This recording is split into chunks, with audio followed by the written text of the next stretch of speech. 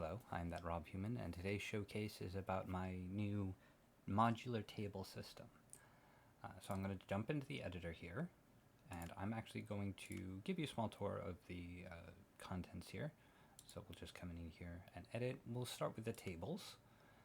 We have three general shapes to start with: rectangular, obviously, round, and a workbench. We'll come back to that in a second.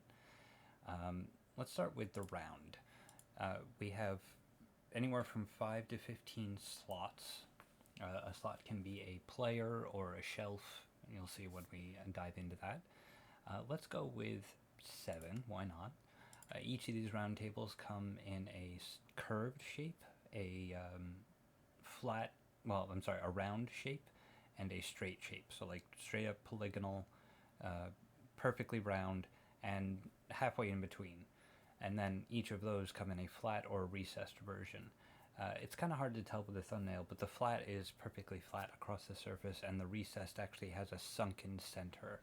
So we'll just use curved recess here, and actually I need to preview that, but we'll get to that. Coming back up to rectangular, we have a couple different sizes. 3 feet by 3 feet, which I understand is a fairly common size for war games. We have the same 4x4, but with the corners chopped off for a different aesthetic.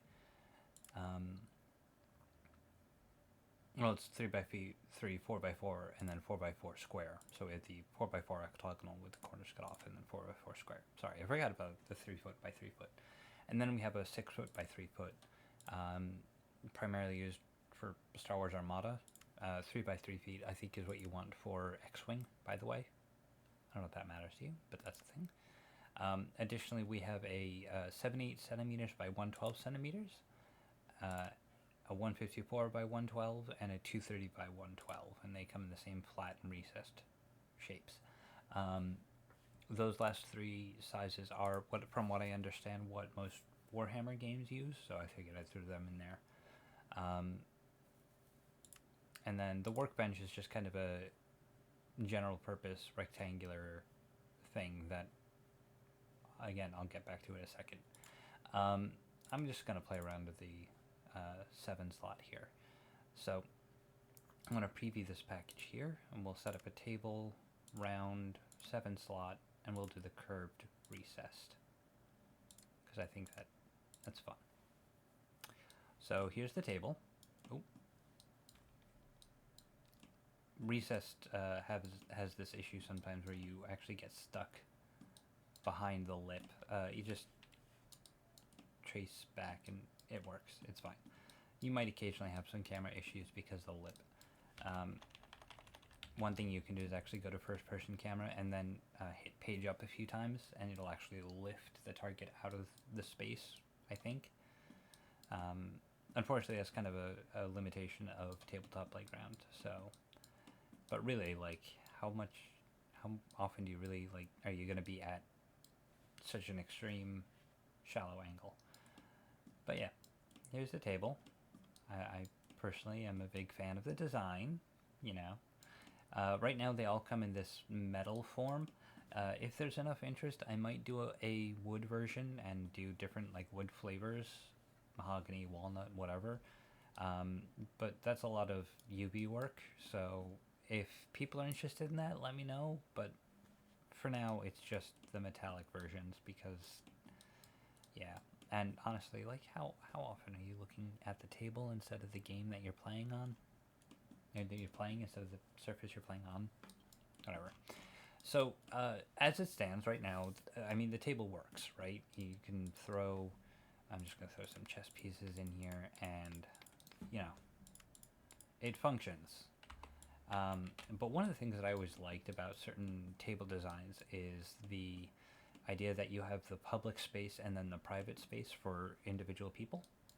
So with that, I'm actually going to import another piece of the setup, which is desks. And we have a couple different variants. I'll start with a small desk because it is a good place to start. So, you know, obviously it's an object, so I can just throw it on there. But also, if I were to actually start importing it again, you'll notice that it actually wants to snap to the edge of the table. And if you were to drop it there, it will align to the table and snap where it belongs. And this is non-interactable, even in ground mode. It won't be interactable. So it is essentially part of the table at that point.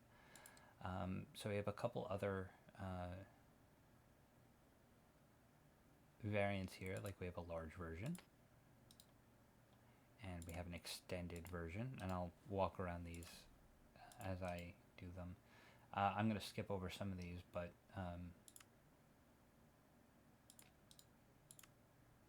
okay. So I've got it. Yeah, I did. Okay. So here's the small desk. You have the large desk, which is just larger. You have the extended desk, which is obviously even larger. What I foresee people using this for is use the extended desk for the DM slot if you're playing D&D, and then use small desks for all the players because they have less stuff that they need to track on the table. You can also set up zones so that like their private space is actually private and whatnot. So, or you cannot. It's up to you. You also have a small shelf, which is just a little less obtrusive. I've also got a large version of that, so it's slightly bigger than the small shelf. But it's slightly less overwhelming and obtrusive. So like if all your tracking is all your player has is like a card holder, this might be a good way to do that, where it's in their private space, but it's like, you know, their private space isn't a huge desk. Additionally, we have this guy, and this is set up basically so that they have some subdivisions to their private space. One of the things that I have already started using this for is if you have, I'm just going to import a package here. Tutorial series, add this. Right, so if they have a chest or a box, they can throw that down onto their little chest area, and or their little sidebars here, and it's kind of out of the way of their primary private space, but it's still there. So I don't know, if you want that kind of segmentation to your player's space for them, go for it. Now obviously I filled up all these slots here, and I have a couple more pieces to show off, so this is a good segue for this guy. This tool is a table config tool. Essentially what this does is it lets me, or it lets you, change the colors of a table, which is not something you can normally do. So for example, let's say you wanted the surface color here to have a slight red tinge to it. So I'm going to type in 100000, which will be very dark red. You can see that the table surface is now red. And I have this little checkbox that is tint accessories, so I can actually do that, or undo that, and then do that separately. So you can get some neat effects in here, and if you want, I don't know,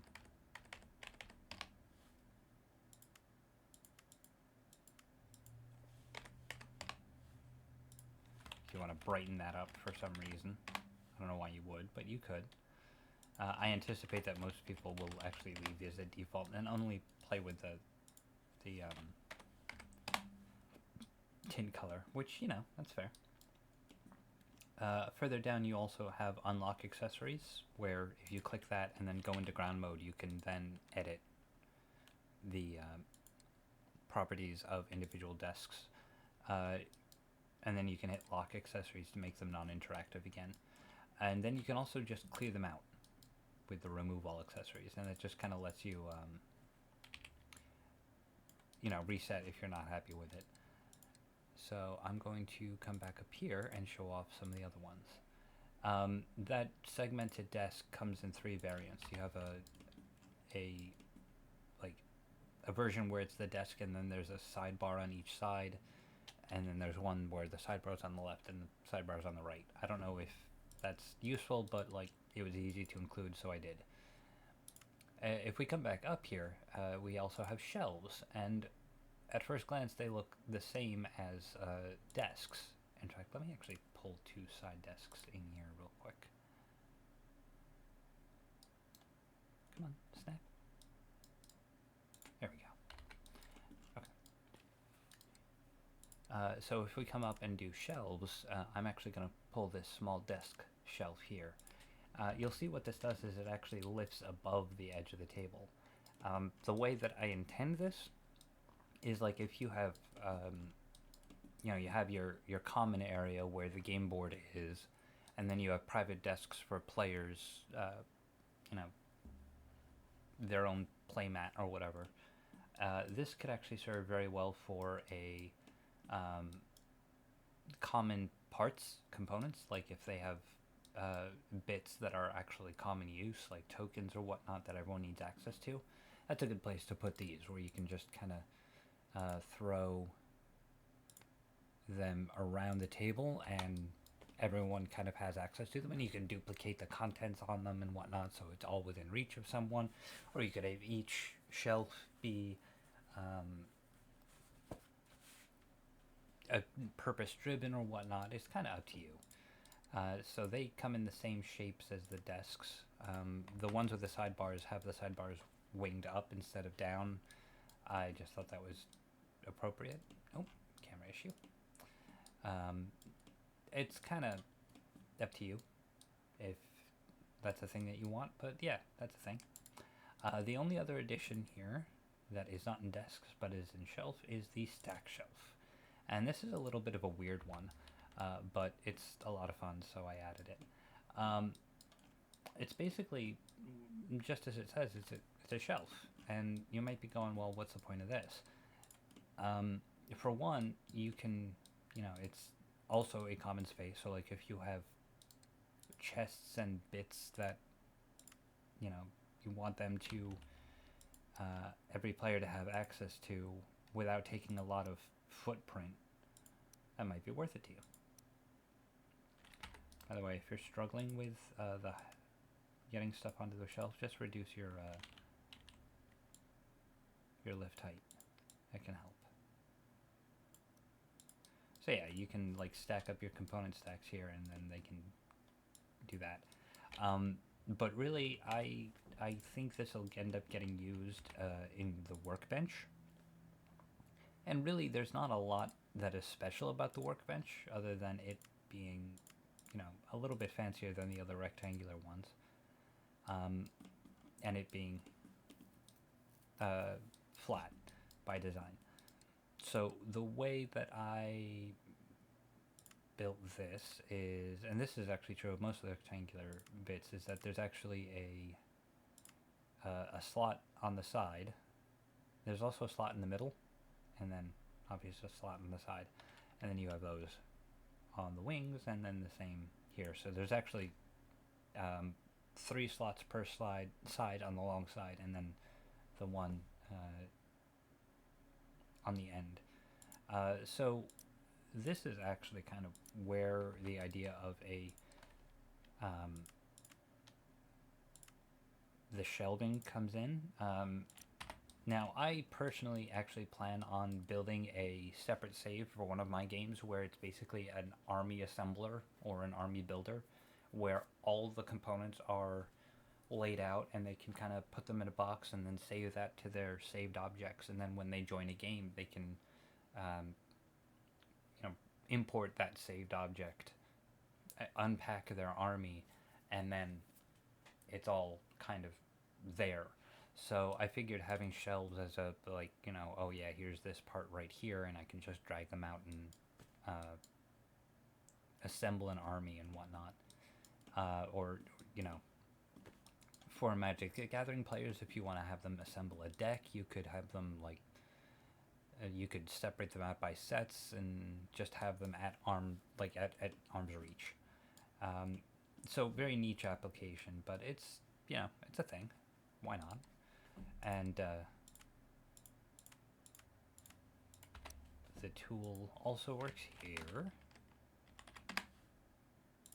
See? Isn't that nice? I might add lighting onto the shelves, I'm not sure. Just because it's very shadowy. But yeah, that's the modular table system. To use it, I'm just going to come back out of here and we'll come back to our package listing. I'm going to open up my sandbox. To use it, we're going to start with an empty table. And you can actually, if you're subscribed to it, you can open it up and set up your table like so. And at which point you can then bring in your accessories and whatnot. So you just need to start a state with the tables. And there you go. So yeah, like I said, I might make a fancier version that does wood textures and whatnot, but I kind of wanted to start simple and see if people get a lot of use out of it or whatnot. Or, you know, let me know what you do with it. Or if there's any ideas that you have or any table sizes that you want to see on here, let me know. And I'm down. So yeah, enjoy.